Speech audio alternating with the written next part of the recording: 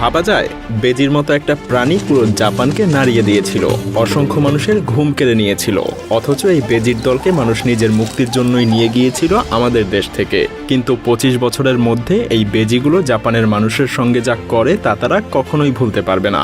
কিভাবে, একটু পরেই বুঝতে পারবেন। তবে হ্যাঁ, এই গল্প আমাদেরকে শিখিয়ে দেবে প্রকৃতির সঙ্গে খেললে তার ফলাফল কতটা ভয়াবহ হতে পারে। তো চলুন শুরু করা যাক। জাপানের আমামি ওশিমা দ্বীপটা তখন পরিচিত ছিল তার অন্যতম ভয়ঙ্কর বাসিন্দা হাবু সাপের জন্য। এই সাপগুলো ছিল অত্যন্ত বিষধর এবং আক্রমণাত্মক। 2 মিটার দৈর্ঘ্য এই সাপগুলো দ্বীপের মানুষেরা একসময় স্রেফ অভিশাপ মনে করত। বছরের পর বছর ধরে এই সাপের বিষে বহু মানুষ মারা গেছে, আহত হয়েছে আর প্রাণ হারিয়েছে অসংখ্য গৃহপালিত প্রাণী। প্রতি বছর প্রায় 300 থেকে 400 জন মানুষ এই হাবু সাপের শিকার হতো, যার মধ্যে অনেকেই স্থায়ীভাবে অক্ষম হয়ে পড়েছিল। অবস্থা এতটাই খারাপ ছিল যে জাপানের সেই দ্বীপের মানুষেরা দিনের বেলাতেও বাইরে বের হতে ভয় পেত, কারণ হাবু সাপ দিনরাত যে কোনো সময় আক্রমণ করত। মানুষের জীবন একটা ভয়ের মধ্যে আটকে ছিল। কিন্তু এই অবস্থা কি চিরকাল চলতে পারে? না। তাই এই দ্বীপের সকল বাসিন্দারা ভাবতে শুরু করলো এই সাপের হাত থেকে কিভাবে মুক্তি পাওয়া যায়। সাল 1979। দ্বীপটাতে ভয়ঙ্কর সেই সাপের সমস্যার সমাধান খুঁজতে বিজ্ঞানীরা এক নতুন পরিকল্পনা নেয়। আমাদের এই দক্ষিণ এশিয়া থেকে একটা প্রাণী আনা হবে, যেটা হবে হাবু সাপের শত্রু, যার বিষেও কোনো সমস্যা হবে না। সেই প্রাণী হলো মঙ্গুজ বা বেজি। এই ছোট্ট প্রাণী সাপকে তাড়া করার জন্য এবং মারার জন্য বিখ্যাত। মঙ্গুজের দুর্দান্ত গতি আর সাহস তাকে সাপের বিষের হাত থেকে রক্ষা করে। আর মঙ্গুজ শুধু সাপ না, ইঁদুরের সমস্যারও সমাধান করবে, যারা ফসল নষ্ট করে। 2 সমস্যার এক সমাধান। সবাই ভেবেছিল মঙ্গুজই হবে তাদের দ্বীপের ত্রাণকর্তা।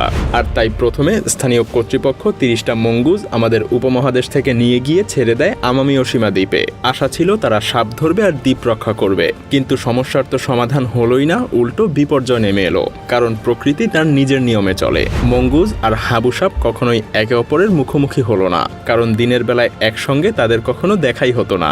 সাপেরা নিশাচর প্রাণী, আর মঙ্গুজেরা শিকার করতে বের হতো দিনের বেলায়। এটাই প্রথম ধাক্কা।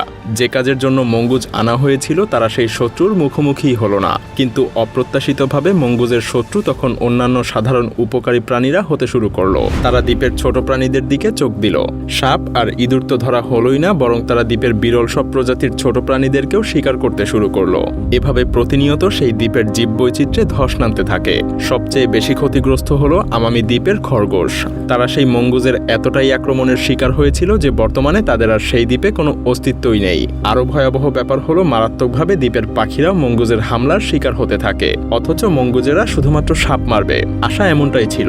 কিন্তু তাদের নতুন শিকার দ্বীপের স্থানীয় জীববৈচিত্র্যের জন্য অভিশাপ হয়ে দাঁড়ায়। তাদের আগ্রাসী আচরণে দ্বীপের পরিবেশের ভারসাম্য নষ্ট হতে থাকে। স্থানীয়রা মানুষরা হঠাৎ করে নিজেদের চারপাশে বিশাল পরিবর্তন দেখা শুরু করে। যেসব প্রাণী তারা দেখতে পেত তাদের অনেকেই অদৃশ্য হয়ে যেতে শুরু করে। এত কিছুর পরেও কি সেই দ্বীপের মানুষ চুপচাপ বসে থাকতে পারে? না। আর তাই তো সেই দ্বীপের মানুষেরা তখন বুঝতে শুরু করলো যে মঙ্গুজ হাবু সাপ মারছে না, বরং তারা প্রাকৃতিক বিপর্যয় ঘটাচ্ছে। তখন শুরু হলো আরো এক নতুন যুদ্ধ। এবার যুদ্ধ মানুষ আর মঙ্গুজের সাথে। 2000 সালের শুরুর দিকে মঙ্গুজ ধরার জন্য বড় অভিযান শুরু হলো। মানুষ ফাঁদ বসালো, বিষাক্ত খাবার ছড়ালো, এমনকি কুকুর দিয়েও মঙ্গুজ ধরা শুরু করলো। লোকজনের মধ্যে আতঙ্ক ছড়িয়ে পড়লো। মঙ্গুজ দ্রুত সংখ্যায় বাড়তে শুরু করলো। আর মানুষ বুঝতে পারলো তাদের নতুন শত্রুর মোকাবেলা করা এখন প্রতিনিয়ত কঠিন হয়ে যাচ্ছে। জাপানের সরকার অবশেষে এই মহাবিপদের গুরুত্ব বুঝতে পারে। আর তাই 2000 সালের শুরুতে তারা অপারেশন মঙ্গুজ মুক্ত ঘোষণা করে।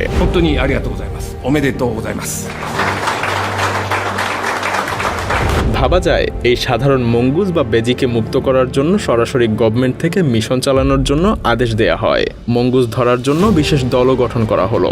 দ্বীপে এক বিশাল অভিযান শুরু হলো। ফাঁদ পেতে বিভিন্ন ধরনের খাবার ছড়িয়ে, এমনকি মঙ্গুজ ধরার ট্রেনিং প্রাপ্ত বিভিন্ন কুকুর ব্যবহার করে অভিযান চলতে থাকে। প্রতি রাতে দলটা দ্বীপের বিভিন্ন অংশে অভিযান চালাতে থাকে। আর অভিযান এভাবেই চলতে থাকে বছরের পর বছর ধরে। অবশেষে ঠিক 25 বছর পর 2018 সালে জাপান সরকার ঘোষণা করে যে আমামি ওশিমা দ্বীপ এখন সম্পূর্ণ মঙ্গুজ মুক্ত। কিন্তু আসল ঘটনা কি তাহলে এখানেই শেষ? হতাশার সঙ্গে বলতে হয় বেজির সাথে 25 বছরের যুদ্ধে মানুষ জয়ী হয়েছে ঠিকই, কিন্তু সেই সকল বেজির দল দ্বীপটার যে ক্ষতি করেছে তা অপূরণীয়।